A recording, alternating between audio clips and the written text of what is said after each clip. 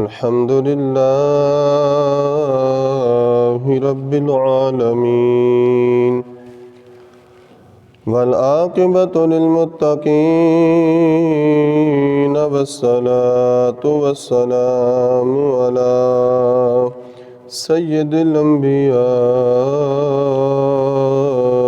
والمرسلين وعلى آله وأصحابه أجمعين. أما بعد فأعوذ بالله من الشيطان الرجيم. بسم الله الرحمن الرحيم.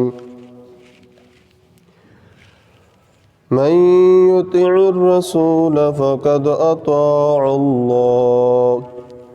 صدق الله العظيم. فقال الله تبارك وتعالى في شان حبيبه مخبرا وآمرا: إن الله وملائكته يصلون على النبي يا أيها الذين آمنوا صلوا عليه وسلموا تسليما. الصلاة والسلام عليك يا سيدي يا رسول الله وعلى آلك وصحابك يا حبيب الله. الصلاة والسلام عليك يا نور الله وعلى آلك وصحابك يا خاتم النبيين. الصلاة والسلام عليك يا نور الله وعلى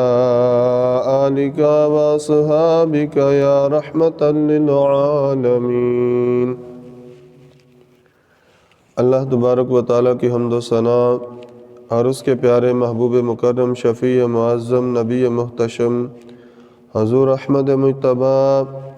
محمد مصطفیٰ صلی اللہ علیہ وسلم کی بارگاہ میں درود و سلام کا نذرانہ عقیدتاً محبتاً پیش کرنے کے بعد غزوہ ذات الرقاع ہجرت کے چوتھے سال میں وقوع پذیر ہوا، اسی کے حوالے سے بات ہو رہی تھی۔ واپسی پر ایک بڑا ہی ایمان افروز واقعہ ہوا جو حضور نبی کریم صلی اللہ علیہ وسلم کی بندہ نوازی کی بہت بڑی دلیل ہے، اور صحابہ کرام رضوان اللہ تعالی علیہم اجمعین کی آپ کے ساتھ محبت اور عقیدت، اس کا بھی بڑا وہ روشن پہلو ہے، تو اس کا ذکر کرنا میں سمجھتا ہوں ہمارے ایمان کو تازگی بخشے گا۔ حضرت جابر بن عبداللہ انصاری رضی اللہ تعالیٰ عنہ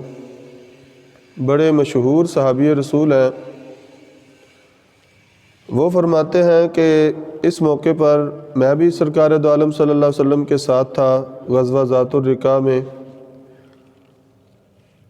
کہتے ہیں کہ میرے پاس سواری کا کوئی اور جانور نہیں تھا، ایک اونٹ تھا جو بڑا لاغر، کمزور، دبلا پتلا تھا۔ تو حضرت جابر فرماتے ہیں میں اسی پر حضور نبی کریم صلی اللہ علیہ وسلم کا ساتھ دینے کے لیے چلا گیا۔ کہتے ہیں کہ جب ہم واپس پلٹے تو واپسی پر وہ اونٹ اپنی لاغری اور کمزوری کی وجہ سے بہت زیادہ سست ہو گیا، تھکاوٹ کی وجہ سے، اور کافی لمبا سفر طے کیا اس نے، تو اس وجہ سے وہ زیادہ چل نہیں سکتا تھا۔ تو حضرت جابر فرماتے ہیں میں اس وجہ سے بڑا پریشان تھا، میں اسے مارتا اور مار کر حضور نبی کریم صلی اللہ علیہ وسلم کے ساتھ ملانے کی کوشش کرتا، صحابہ کرام کے ساتھ ملانے کی کوشش کرتا، لیکن وہ پیچھے رہ جاتا۔ حضرت جابر فرماتے ہیں اس اثناء میں میرے ساتھی جو تھے، صحابہ جو تھے، وہ آگے نکل گئے، کیونکہ ان کی جو سواریاں تھیں وہ تیز رفتار بھی تھیں اور طاقتور بھی تھی، تو وہ آگے چلی گئیں اور میری سواری، میرا اونٹ جو تھا وہ پیچھے رہ گیا۔ کہتے ہیں پیچھے رہتے رہتے یہاں تک کہ حضور نبی کریم صلی اللہ علیہ وسلم چونکہ قافلے کے پیچھے چلتے تھے، لشکر کے پیچھے چلتے تھے، تو حضور نبی کریم صلی اللہ علیہ وسلم اتنے میں تشریف لے آئے۔ جب حضور نبی کریم صلی اللہ علیہ وسلم میرے پاس پہنچے تو فرمایا جابر کیا بات ہے؟ مالا کا یا جابر، اے جابر کیا ہوا، کیا پریشانی ہے؟ تم باقی اپنے ساتھیوں سے پیچھے کیوں رہ گئے ہو؟ ان کے ساتھ کیوں نہیں پہنچے؟ ان کے ساتھ کیوں نہیں جو ہے وہ آگے گئے نکلے؟ تو حضرت جابر رضی اللہ تعالیٰ عنہ عرض کرتے ہیں کہ یا رسول اللہ صلی اللہ علیہ وسلم، میرا یہ اونٹ بڑا کمزور ہے اور لاغر ہے،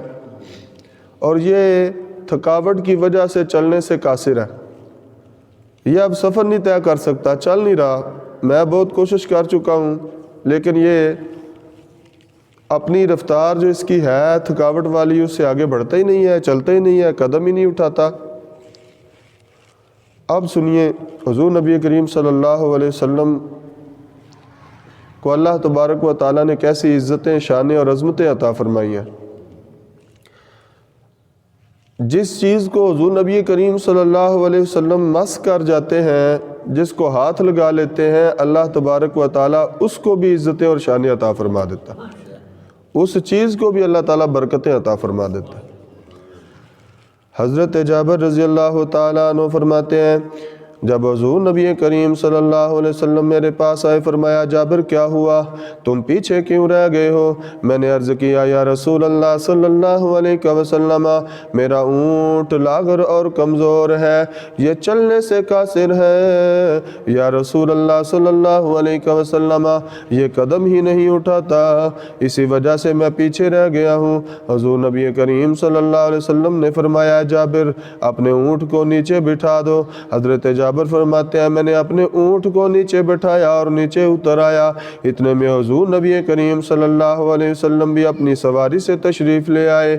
آقا دو عالم صلی اللہ علیہ وسلم نے میرے ہاتھ میں پکڑی ہوئی چھڑی مجھ سے لے لی۔ حضرت جابر فرماتے ہیں یہ وہی چھڑی تھی جس سے میں اونٹ کو کئی بار مار چکا تھا، لیکن اونٹ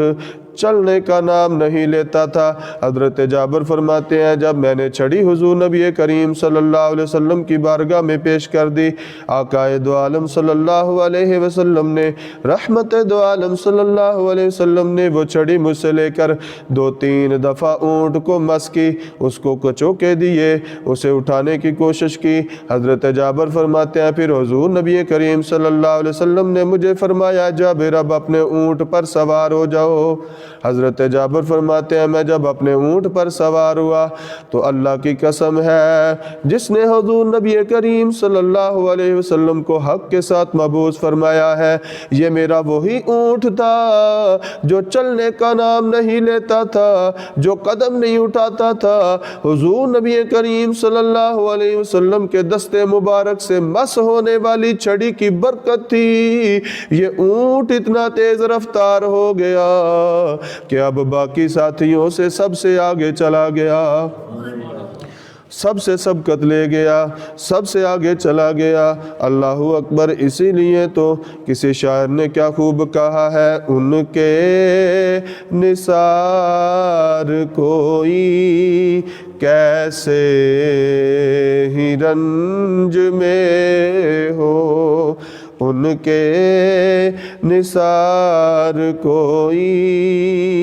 کیسے ہی رنج میں ہو، جب یاد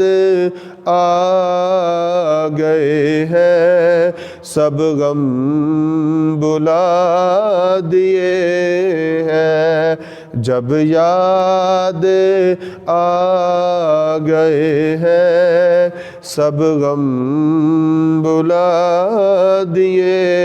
ہیں۔ اعلیٰ حضرت شاہ امام احمد رضا بریلوی قدس سرہ العزیز اسی چیز کی ترجمانی کرتے ہوئے یوں عرض کرتے ہیں، جس کی تسکین سے روتے ہوئے ہنس پڑے، جس کی تسکین سے روتے ہوئے ہنس پڑے، اس تبسم کی عادت پہ لاکھوں سلام، مصطفیٰ جان رحمت پہ لاکھوں سلام، شمع بز میں ہدایت پہ لاکھوں سلام۔ اب حضرت جابر کہتے ہیں کہ میں نے بڑی مشکل سے اس کو روکا اور حضور نبی کریم صلی اللہ علیہ وسلم کے ساتھ چلنے لگا۔ اب وہ اونٹ سرکار کی سواری سے بھی آگے بڑھ جاتا تھا، تو میں بڑی مشکل سے اس کو روک کر جو ہے وہ حضور کے برابر لے کر چل رہا تھا۔ تو فرماتے ہیں کہ پھر گفتگو کے دوران حضور نبی کریم صلی اللہ علیہ وسلم نے مجھ سے فرمایا، اے جابر کیا یہ اونٹ بیچنا چاہتے ہو؟ اللہ اکبر۔ فرمایا جابر کیا اونٹ بیچو گے؟ میں نے عرض کیا یا رسول اللہ اگر آپ لینا چاہتے ہیں تو میں آپ کو تحفے کے طور پر پیش کرتا ہوں۔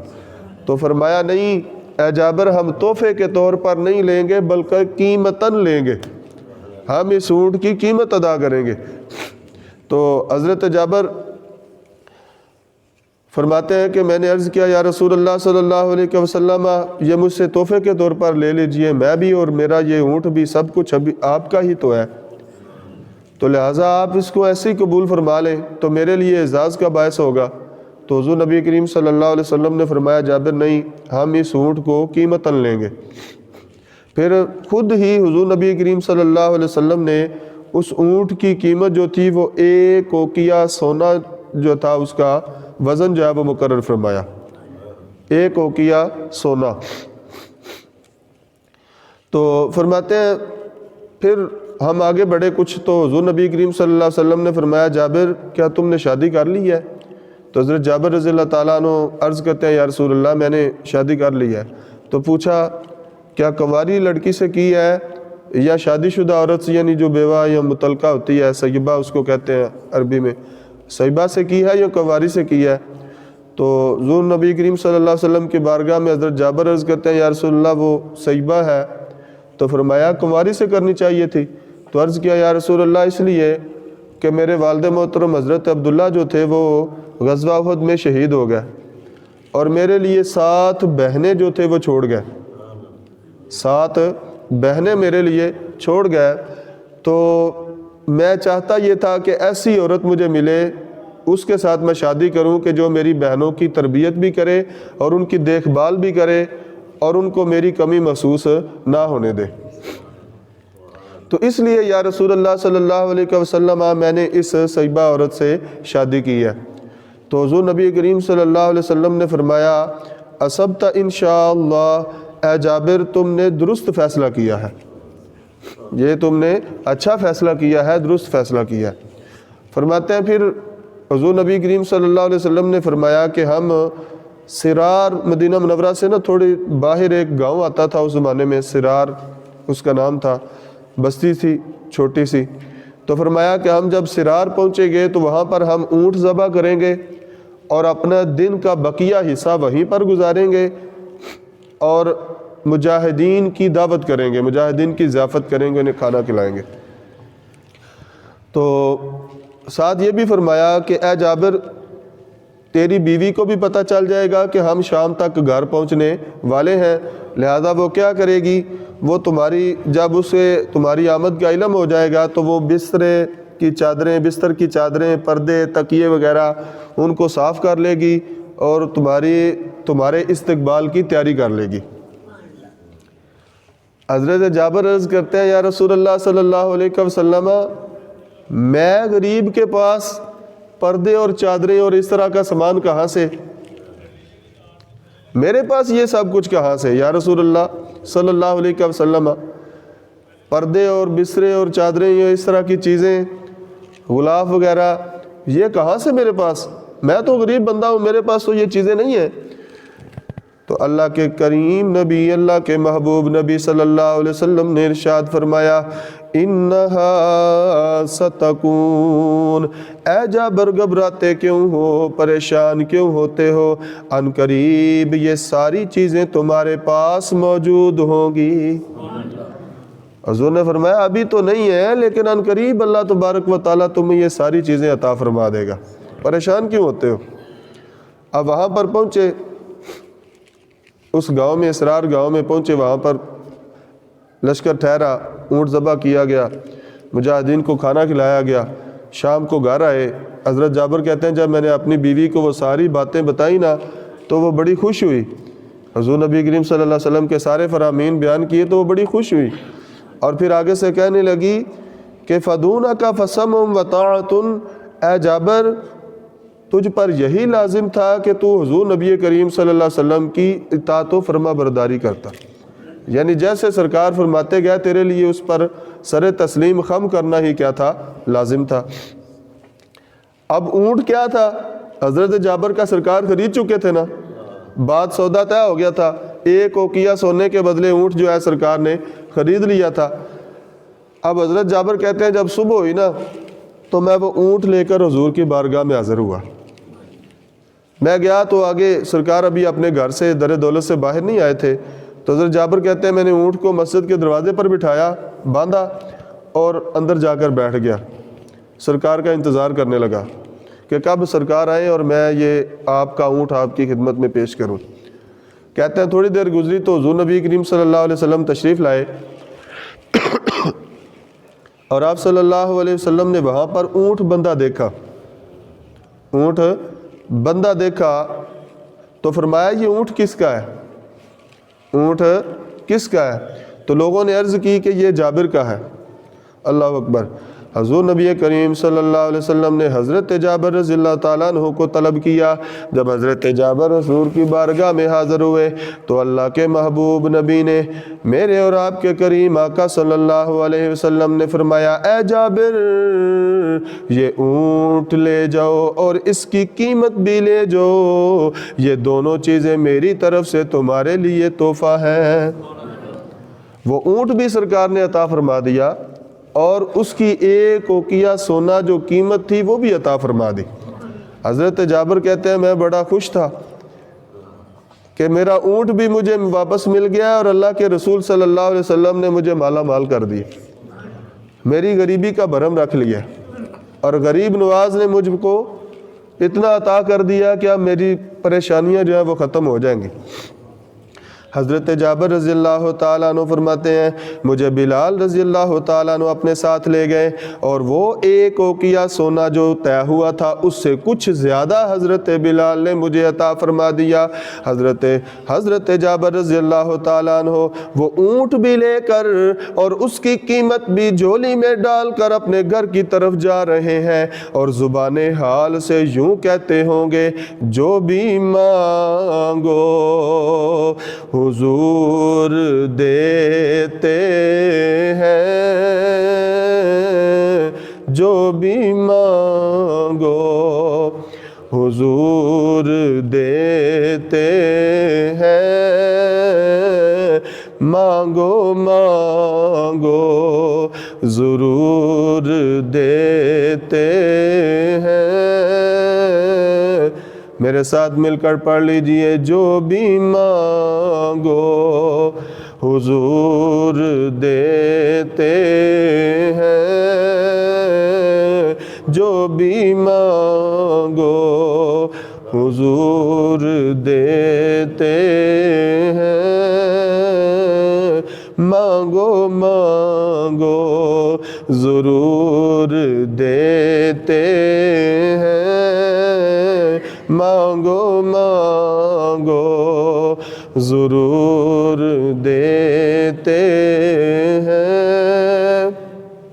بلکہ اعلیٰ حضرت شاہ امام احمد رضا بریلوی قدس سرہ العزیز کی زبان میں ہم یوں بھی پڑھ سکتے ہیں آتا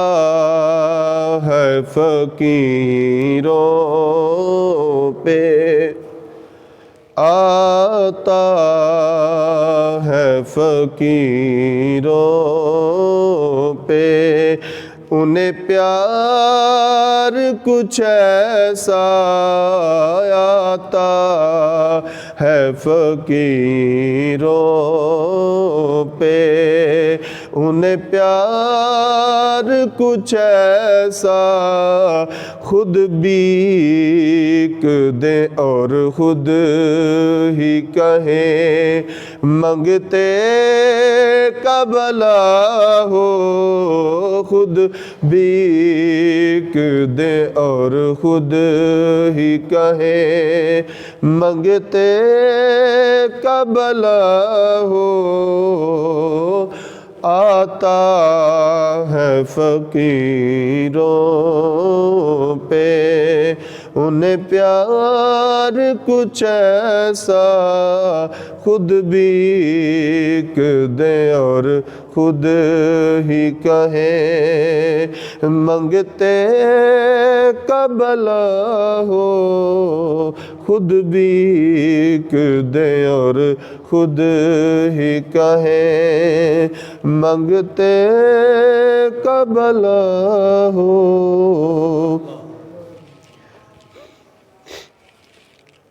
ہجرت کے چوتھے سال ہی ایک اور غزوہ وقوع پذیر ہوا جسے غزوہ بدر الصغریٰ بھی کہتے ہیں۔ غزوہ بدر الصغریٰ، بدر الکبریٰ تو وہ تھا جو 2 ہجری میں رمضان المبارک میں جنگ ہوئی تھی مشرکین مکہ کے ساتھ بدر کے مقام پر، اور اللہ تبارک و تعالیٰ نے حضور نبی کریم صلی اللہ علیہ وسلم اور آپ کے صحابہ کو فتح مبین عطا فرمائی تھی۔ جب احد کی جنگ ہوئی نا، احد کے میدان سے جب مشرکین مکہ واپس جانے لگے تو ابو سفیان نے پکار کر حضور نبی کریم صلی اللہ علیہ وسلم کو چیلنج دیا اور کہا کہ ہمارا اور تمہارا مقابلہ جو ہے وہ آئندہ سال بدر کے مقام پر ہوگا، آئندہ سال بدر کے مقام پر ہمارا اور تمہارا کیا ہوگا؟ مقابلہ ہوگا۔ اب جوں جوں وہ وقت قریب آ رہا تھا دونوں طرف سے تیاریاں جاری تھیں، لیکن ابو سفیان جو تھا جیسے جیسے یہ مدت آتی جا رہی تھی ان کی پریشانی میں یہ اضافہ ہوتا جا رہا تھا، اور وہ اس بات کے بارے میں غور و فکر کر رہے تھے کہ کوئی ایسا کام ہو جائے، کوئی ایسا طریقہ کار اپنایا جائے کہ مسلمان جو ہیں وہ بھی میدان بدر میں نہ آ سکیں، مسلمان میدان بدر میں نہ آ سکیں، اور ان کے نہ آنے کی وجہ سے ہم لوگ جو ہے وہ اپنی واہ جو ہے وہ باقی قبائل میں کروا سکیں اور اپنی مشہوری کروا سکیں اور اپنی بہادری کے سکے جو ہے وہ بٹھا سکیں۔ یعنی مطلب یہ تھا کہ جنگ نہ کرنی پڑے اور جنگ کے بغیر ہی ہماری واہ ہو جائے، لوگ ہماری بہادری کے چرچے کرنا شروع کر دیں۔ اب اس مقصد کو پورا کرنے کے لیے جنگ تو وہ کرنا نہیں چاہتے تھے مشرکین مکہ۔ کیوں؟ اس کی بنیادی وجہ یہ تھی کہ یہ جو سال تھا ہجرت کا چوتھا سال جو تھا، اس سال میں بارشیں بہت کم ہوئیں اور بارشیں نہ ہونے کی وجہ سے خشک سالی اور قحط سالی تھی، اور جانوروں کے لیے چارہ وغیرہ بھی نہیں تھا، سبزہ وغیرہ بھی بہت کم تھا۔ تو اس وجہ سے وہ پریشان تھے کہ اگر ہم نے اتنا لمبا سفر طے کر کے بدر میں گئے تو ہم جنگ کیا خاک کریں گے، ہمارے جانور تو پہلے ہی مر جائیں گے بھوک کی وجہ سے، لہذا اس پریشانی کی وجہ سے وہ جنگ نہیں کرنا چاہتے تھے۔ تو اب وہ چاہتے تھے یہ تھے کہ اگر مسلمان آ گئے بدر میں تو پھر تو ہماری بدنامی ہوگی، لوگ کہیں گے کہ انہوں نے چیلنج کیا تھا اور چیلنج پر پورے نہیں اترے، بدر میں آئے نہیں، یہ بھاگ گئے ہیں، بگوڑے ہیں، یہ بزدل ہیں۔ تو اس مقصد سے بچنے کے لیے، اس بات سے بچنے کے لیے، اس شرمندگی سے بچنے کے لیے ابو سفیان نے کیا کیا؟ مختلف قسم کے جاسوس جو تھے ان کو مدینہ منورہ کی طرف بھیجنا شروع کر دیا، اور یہ کہا کہ تم لوگ وہاں پر جا کر ہماری بہادری کے ڈنکے بجاؤ اور وہاں پر یہ بیان کرو کہ ہم نے بہت بڑا جو ہے نا وہ لشکر جمع کر لیا اور ہمارے پاس اسلحے کے بہت ذخائر جو ہیں وہ جمع ہو گئے ہیں اور ہم بس ان قریب نکلنے والے ہیں، یہ یعنی مسلمانوں کو جا کر خوف زدہ کرو۔ اتنے میں نعیم بن مسعود اشجعی جو تھا یہ بھی وہاں پر مکہ مکرمہ میں پہنچا اور اس کی ابو سفیان سے ملاقات ہوئی. تو ابو سفیان نے اس سے پوچھا کہ بتاؤ مدینہ منورہ کے، چونکہ یہ یہاں سے گزر کر گیا تھا تو پوچھا کہ بتاؤ وہاں کے حالات کیسے ہیں. تو اس نے نعیم نے بتایا کہ مسلمان جو ہیں وہ بڑی تیاری کر چکے ہیں، بس 2-4 دنوں میں وہ بدر کی طرف نکلنے ہی والے ہیں. انہوں نے اپنی تیاری کیا ہے مکمل کر لی ہے، اور ہر جو ہے نا وہ بندہ اس دفعہ بڑے زور و شور سے بدر کی طرف جانے والا ہے، اور بڑے جذبے کے ساتھ وہ اس جنگ میں شریک ہونے کی تیاری کر رہے ہیں. اب اس نے کہا، اس کی پریشانی میں مزید اضافہ ہو گیا کہ مسلمان تو مکمل تیاری کر چکے ہیں، اور ابھی ہم تک جو ہے وہ اسی انتظار میں ہے کہ یہ جنگ ہم سے ٹل جائے. تو اس نے کہا کہ اے نعیم، اگر تم کچھ ایسا کر دکھاؤ کہ مسلمان بدر میں نہ آئیں تو میں تمہیں 20 اونٹ جو ہے وہ انعام کے طور پر دوں گا. 20 اونٹ انعام کے طور پر دوں گا. اور اس سے پہلے اس نے 1 اونٹ تیز رفتار سواری کے لیے بھی نعیم کو عطا کیا، یعنی 21 اونٹ ہو گئے. تو یہ سب کچھ میں تمہیں دوں گا، اور ضمانت کے طور پر وہ اونٹ جو تھے وہ سہیل بن عمر جو تھا اس کے پاس اس نے ابو سفیان نے پہنچا دیے، اور کہا کہ یہ تمہارا ہمارا کیا ہے، ضمانتی ہے. اگر تم ایسا کام تم نے کر دیا کہ مسلمان بدر کی طرف نہ آئے خوف کی وجہ سے، تو یہ 20 اونٹ تمہارے ہو گئے. اب نعیم جناب بڑا چرب زبان تھا، بڑی باتیں بنا جانتا تھا. وہ آیا مدینہ منورہ میں، اور اس نے آتے ہی ایسے ایسے واقعات اور ایسی چیزیں بیان کی، مشرکین مکہ کی، ان کے لشکر کی ایسی خوبیاں بیان کی کہ پوری مدینہ منورہ کی فضا جو تھی وہ خوف و ہراس کا شکار ہو گئی. صاف ظاہر ہے جنگ کا ماحول جب پیدا ہوتا ہے تو پھر اس میں پریشانی لازمی طور پر آتی ہے، گھبراہٹ لازمی طور پر آتی ہے. تو اب ماحول ایسا بن چکا تھا خوف کا کہ منافقین جو تھے اور یہود جو تھے وہ خوشیاں منا رہے تھے کہ اب مسلمان جو ہے وہ جنگ کے لیے نہیں جا سکیں گے، اور اگر یہ گئے تو ان کے لیے یہ کیا ہوگا، بہت خطرناک کام ہوگا، یہ صفحہ حسیس سے مٹ جائیں گے. جب یہ حالات ہوئے، حضور نبی کریم صلی اللہ علیہ وسلم اسی چیز پر غور و فکر کر رہے تھے، اپنے در اقدس پر بیٹھے ہوئے تھے. تو حضرت ابو بکر صدیق اور حضرت عمر فاروق رضی اللہ تعالیٰ عنہما، یہ یاران وفا جو ہے، یہ بھی سرکار کی بارگاہ میں حاضر ہو گئے. جب سرکار کی بارگاہ میں حاضر ہوئے تو دونوں نے عرض کیا، یا رسول اللہ صلی اللہ علیہ وسلم، ان اللہ تعالی مظہر دینہ و معز نبیہ. یا رسول اللہ، اللہ تبارک و تعالی اپنے دین کو غالب کرنے والا ہے اور اپنے نبی مکرم صلی اللہ علیہ وسلم کو عزت دینے والا ہے. اونچی آواز سے بول دیں، تسی بھی بولو، چاہے کہ تسی چپ کر کے بہ رہے ہو، میں پریشان ہوں. ایسے پریشانی چلے نہ کہ پتہ نہیں ہلے تک بندے نے سمجھ ہی کیوں نہیں آئی گل دی. کوئی بولیا کرو، تھوڑا تھوڑا نال بندہ چلتا رہتا ہے. تو کیا عرض کیا صحابہ نے، یا رسول اللہ صلی اللہ علیہ وسلم، پریشان ہونے کی ضرورت نہیں ہے، اللہ تبارک و تعالی اپنے دین کو غالب کرنے والا ہے اور اپنے نبی کو عزت دینے والا ہے. یعنی جب اللہ تعالی غالب کرنے والا ہے اور ہمارا اللہ تعالیٰ کی ذات پر ایمان اور بھروسہ ہے تو پھر ہمیں کسی پریشانی کا، کسی خوف کا شکار نہیں ہونا چاہیے. جب یہ دونوں وزیروں نے یہ بات بیان کی نا اور عرض کیا، یا رسول اللہ آپ نکلیے، جس کا ہم نے قوم سے وعدہ کیا تھا نا، چیلنج دیا تھا اور اس کو قبول کیا تھا، تو یا رسول اللہ صلی اللہ علیہ وسلم اس کے لیے، بدر کے لیے نکلیے. ہمیں امید ہے کہ اللہ تبارک و تعالی اس سفر میں ہمارے لیے خیر و برکت عطا فرمائے گا،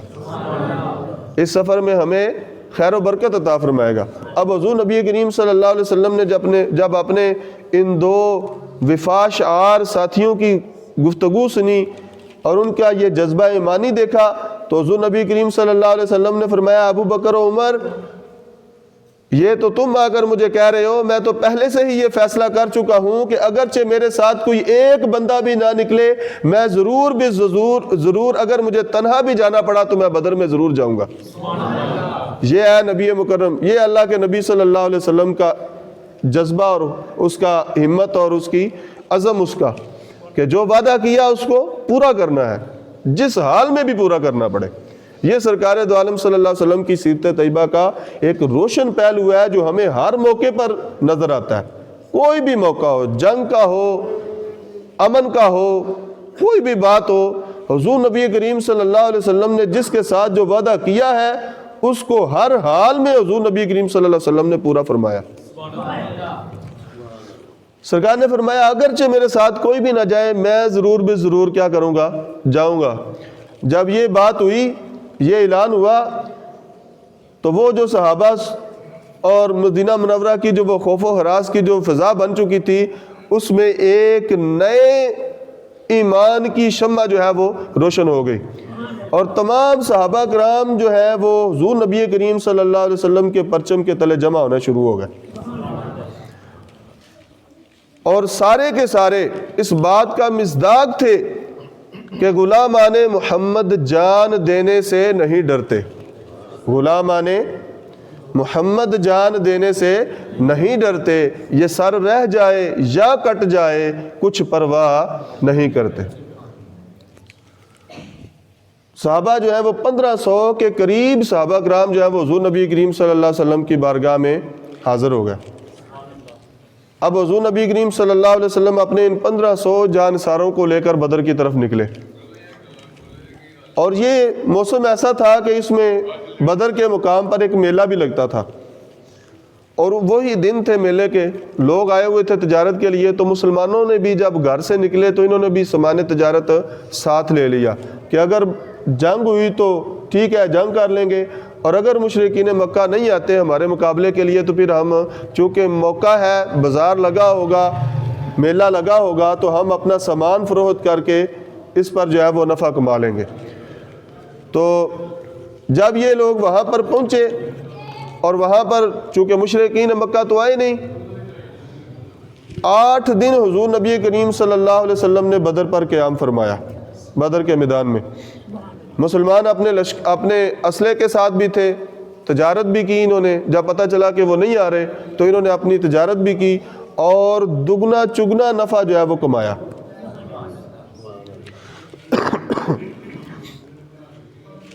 اب ایک بندہ تھا اس کا محشی بن عمر دمری، ان کے ساتھ معاہدہ تھا، دمری قبیلے کے ساتھ حضور نبی کریم صلی اللہ علیہ وسلم کا دوستی کا معاہدہ تھا، تو یہ بدر کے مقام پر سرکار کی بارگاہ میں حاضر ہوا، محشی بن عمر دمری۔ تو اس نے آ کر کچھ ایسی گفتگو کی کہ جس سے یہ محسوس ہوتا تھا کہ یہ لوگ اپنا معاہدہ جو ہے وہ توڑنا چاہتے ہیں، یعنی ابھی یہ نہیں پتہ چلا تھا کہ مشرکین مکہ نہیں آ رہے، ابھی ان کے بارے میں یہ نہیں پتہ چلا تھا کہ وہ آ رہے ہیں یا نہیں آ رہے، یہ پتہ تھا کہ آ رہے ہیں لیکن یہ نہیں پتہ تھا کہ انہوں نے آنے سے انکار کر دیا یا وہ نہیں آنا چاہتے۔ تو اس نے کیا کیا، اس نے ایسی گفتگو کی حضور نبی کریم صلی اللہ علیہ وسلم کے ساتھ کہ جس سے یہ ظاہر ہوتا تھا کہ یہ اب ہمارا ساتھ نہیں دینا چاہتا۔ جب یہ معاملہ ہوا، بات ہوئی، تو حضور نبی کریم صلی اللہ علیہ وسلم نے اس کو مخاطب کر کے فرمایا کہ اگر تم چاہتے ہو کہ ہم اور تم نے جو معاہدہ کیا ہوا ہے دوستی کا کہ اس کو ختم کر دے، تو چلو ہم اس کو توڑ دیتے ہیں، ہم اس معاہدے کو توڑ دیتے ہیں، ختم کر دیتے ہیں، اور تم بھی ہم پر جو ہے وہ لشکر لے کر آ جاؤ۔ بات نہیں سمجھ آئی؟ اگر تم اپنا ارمان پورا کرنا چاہتے ہو ہمارے ساتھ جنگ کا، تو اے محشی بن عمر دمری تم بھی اپنا ارمان پورا کر لو، تم بھی اپنا مشرکین مکہ کی طرح جو ہے وہ لشکر لے کر آؤ، اور ہمارا مقابلے کے لیے اپنے لشکر کو تیار کرو اور آ جاؤ اگر تمہیں بڑا شوق ہے۔ یعنی اس کی باتوں سے یہ ظاہر ہوا تھا کہ یہ اب دوستی کا معاہدہ نہیں، یہ جنگ کرنا چاہتے ہیں، مشرکین مکہ کا ساتھ دینا چاہتے ہیں۔ جب حضور نبی کریم صلی اللہ علیہ وسلم نے فرمایا کہ تم بھی لے آؤ اپنا لشکر، تو ساتھ ہی وہ ٹھنڈا پڑ گیا اور کہنے لگا کہ یا رسول اللہ صلی اللہ علیہ وسلم ہم اپنے معاہدے کو برقرار رکھیں گے۔ جب دیکھا نا کہ حضور نبی کریم صلی اللہ علیہ وسلم نے عزم مصمم کر لیا ہے کہ جو بھی مقابلے کے لیے آئے گا ہم اس کے ساتھ جنگ کریں گے، تو اس نے کہا کہ ہم جو ہے وہ آپ کے ساتھ اس معاہدے کو برقرار رکھیں گے، ہم آپ کے ساتھ جنگ نہیں کرنا چاہتے۔ اس طرح اس موقع پر بھی جنگ کی کوئی نوبت نہیں آئی۔ 8 دن حضور نبی کریم صلی اللہ علیہ وسلم نے وہاں پر قیام کیا۔ اب ادھر کیا ہوا، اب ابو سفیان جو تھا نا وہ بار بار لوگوں کو یہی کہتا تھا، مشرکین مکہ کو، کہ میں نے ایک بندہ وہ نعیم کو بھیجا تھا نا مدینہ منورہ میں، تو کہہ رہا تھا، بار بار انہیں دلاسا دیتا تھا کہ میں نے نعیم کو بھیجا ہوا ہے، یہ جو لوگ ہیں نا مسلمان جو ہیں یہ خوف کی وجہ سے بدر کی طرف نہیں نکلیں گے۔ اور جب اسے پتہ چلا نا کہ مسلمان تو آ چکے ہیں، بدر میں ڈیرے ڈال چکے ہیں، تو اب اس نے کہا کہ ایسا کرتے ہیں کہ نکلتے ہیں۔ لشکر سارے کو اکٹھا کیا، جمع کیا اور نکلے باہر۔ مجنہ کے مقام پر، زہران کا جو علاقہ ہے اس کے پاس ایک مقام ہے، جگہ کا نام ہے مجنہ، وہاں پر آئے اور وہاں پر آ کر ابو سفیان نے اپنے سارے لشکر کو کہا، انہیں دکھایا، کہا، کہنے لگا یہاں تو سبزہ ہی نہیں ہے، دیکھ رہے ہو حالت بہت پتلی ہے، تو خشک سالی ہے، قحط سالی ہے، لہذا میری رائے یہ ہے کہ ہم واپس چلے جائیں، جنگ کے لیے نہ جائیں، کیونکہ یہ موقع جو ہے یہ ہمارے لیے کیا ہوگا، نقصان کا باعث ہوگا۔ لہذا سارا لشکر جو تھا وہ واپس پلٹا۔ جب واپس پلٹے نا تو جو مکہ مکرمہ میں باقی رہ گئے تھے نا لوگ، انہوں نے جب اپنا لشکر واپس آتے دیکھا تو انہوں نے کہا ان لوگوں کا جنگ کرنے کا ارادہ ہی نہیں تھا، یہ تو صرف ستو پینے گئے تھے، یہ صرف کیا کرنے گئے تھے، ستو پینے۔ اور اس لشکر جو مشرکین کا یہ لشکر تھا، اس کا نام ہی ستو والا لشکر پڑ گیا، ستوؤں والا لشکر۔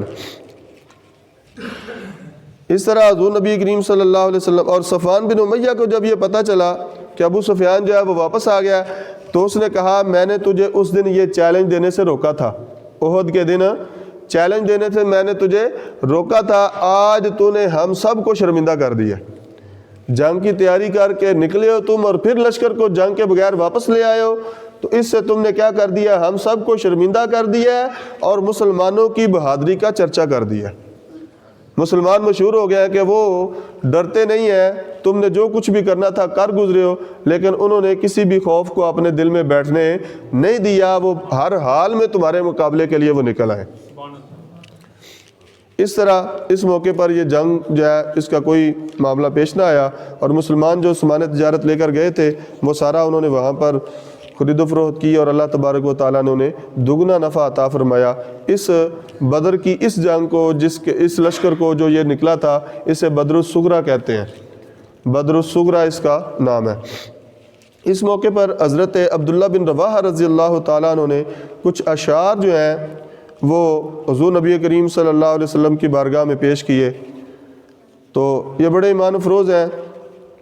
تھوڑا سا ان کا ایک دو اشعار میں آپ کی بارگاہ میں پیش کر دیتا ہوں تاکہ آپ کو پتہ چلے کہ صحابہ کرام رضوان اللہ تعالیٰ علیہم اجمعین کس طرح حضور نبی کریم صلی اللہ علیہ وسلم کا ساتھ دیتے تھے اور کس طرح کا جذبہ ایمانی رکھتے تھے۔ حضرت عبداللہ بن رواحہ فرماتے ہیں وَأُقْسِمُ لَوْ وَفَيْتَنَا فَلَقِيتَنَا لَأُبْتَ زَمِيمًا وَافْتَقَدْتَ الْمَوَالِيَ، اور باخدا اس کا ترجمہ یہ بنتا ہے، باخدا اگر اس دن اے ابو سفیان اور اے مشرکین مکہ، اگر تم ہمارے سامنے آتے ہو اور ہمارے ساتھ جنگ کرتے ہو تو اپنے وطن کو اس حالت میں تم لوٹو گے کہ تمہاری مذمت کی جائے گی اور تم اپنے چچا زادوں کو مردہ حالت میں چھوڑ کر بھاگ رہے ہوگے۔ یہ صحابہ کا جذبہ تھا کہ اگر تم ہمارے ساتھ، مشرکین مکہ کو مخاطب کر کے یہ اشعار لکھے حضرت عبداللہ بن رواحہ نے، کہ اگر تم ہمارے ساتھ جنگ کرو گے تو پھر تم اس حال میں واپس پلٹو گے کہ تمہارے چچا زاد، یعنی وہ سارا قبیلہ ایک ہی تھا نا، چچا زاد برادری ایک ہی تھی قریش مکہ، تو اس وجہ سے کہا کہ تم اپنے چچا زادوں کو کیا کرو گے، مردہ حالت میں چھوڑ کر واپس بھاگ رہے ہوگے۔ پھر آگے کہتے ہیں اسیتم رسول اللہ افن لدینکم وامرکم سنجی الذی کان غاویا، تم نے اللہ کے رسول صلی اللہ علیہ وسلم کی کیا کی ہے، نافرمانی کی ہے۔ اے مشرکین مکہ، تم نے اللہ کے رسول صلی اللہ علیہ وسلم کی نافرمانی کی ہے اور تمہارے دین پر، یعنی جو تمہارا شرک والا دین ہے، اس پر کیا ہے، افسوس ہے، تف ہے، افسوس ہے، اور تمہارے افسوس ہے تمہارے اس برے طریقے پر جو تمہاری گمراہی اور سرکشی کا سبب ہے، جو تمہیں گمراہی اور سرکشی کی طرف لے کر جانے والا ہے۔ پھر فرماتے ہیں فَإِنِّي وَإِنَّ أَنَّفْتُمُونِي لَقَائِلٌ فِدًا لِرَسُولِ اللَّهِ أَهْلِي وَمَالِيَا، فرماتے ہیں اور میں، خواہ تم مجھے کتنا ہی برا بھلا کہو، تم مجھے اچھا سمجھو یا برا کہو، میری مذمت بیان کرو یا اس بات پر میری خوبی بیان کرو، میں یہ کہنا چاہتا ہوں کہ فِدًا لِرَسُولِ اللَّهِ أَهْلِي وَمَالِي، کہ میرا مال اور میرا اہل و عیال اللہ کے رسول صلی اللہ علیہ وسلم پر قربان ہے۔ یہ ہے جذبہ صحابہ، یہ ایمان کا جذبہ ہے صحابہ کا۔ اس جذبے کے ساتھ صحابہ کرام ہر جنگ میں فتح حاصل کرتے رہے، اس جذبے کے ساتھ۔ کیا کہہ رہے ہیں حضرت عبداللہ بن رواحہ باقی صحابہ کی ترجمانی کرتے ہوئے مشرکین مکہ کو مخاطب کر کے کہہ رہے ہیں فَإِنِّي وَإِنْ أَنَّفْتُمُونِي لَقَائِلْ فِدًا لِرَسُولِ اللَّهِ صلی اللہ علیہ وسلم اہلی و مالی، اے لوگو اگرچہ تم مجھے برا کہو یا بھلا کرو، میری تعریف بیان کرو یا مجھے میری مذمت بیان کرو، میں یہ کہنا چاہتا ہوں لقائل، میں یہ کہنا چاہتا ہوں کہ میرا مال اور میرے گھر والے، میرا سب کچھ اللہ کے رسول صلی اللہ علیہ وسلم پر قربان ہے۔ میرا سب کچھ اللہ کے رسول صلی اللہ علیہ وسلم پر، اونچی آواز سے بولیے، میرا سب کچھ، ہمارا بھی تو قربان ہے نا، ہم بھی تو سرکار کی عزت و نموز کے لیے اپنا سب کچھ لے کر بیٹھے ہوئے ہیں۔ تو اونچی آواز سے کہیے ہمارا سب کچھ اللہ کے رسول صلی اللہ علیہ وسلم کی ذات پر قربان ہے، ہمارا مال، ہماری اولاد، ہمارا سب کچھ اللہ کے رسول صلی اللہ علیہ وسلم کی عزت و نموز پر قربان ہے۔ اطعناہ لم نعد لہ فینا بغیرہ شہابا لنا فی ظلمت اللیل ہادیہ۔ آگے کیا آخری شعر حضرت عبداللہ بن رواحہ فرماتے ہیں کہ ہم نے آپ صلی اللہ علیہ وسلم کی اطاعت کو قبول فرما لیا، قبول کر لیا، ہم نے آپ صلی اللہ علیہ وسلم کی اطاعت و فرما برداری کو قبول کر لیا ہے۔ ہم اپنے میں سے کسی دوسرے کو، اب یہ صحابہ کا یہ عقیدہ دیکھیے صحابہ کا، اور غور سے سنیے گا کیا فرما رہے ہیں، لم نعد لہ فینا بغیرہ، ہم آپ صلی اللہ علیہ وسلم کے برابر اپنے میں سے کسی کو نہیں سمجھتے۔ اونچی آواز سے بولیے سبحان اللہ۔ یعنی آج 1450 سال بعد جو ہمارا عقیدہ ہے، الحمدللہ ثم الحمدللہ، یہی صحابہ کرام کا بھی عقیدہ تھا، اور صحابہ کرام بھی یہی عقیدہ رکھتے تھے کہ اللہ کے رسول صلی اللہ علیہ وسلم کے برابر کوئی نہیں ہے، آپ صلی اللہ علیہ وسلم کی مثل، آپ صلی اللہ علیہ وسلم کی مثل۔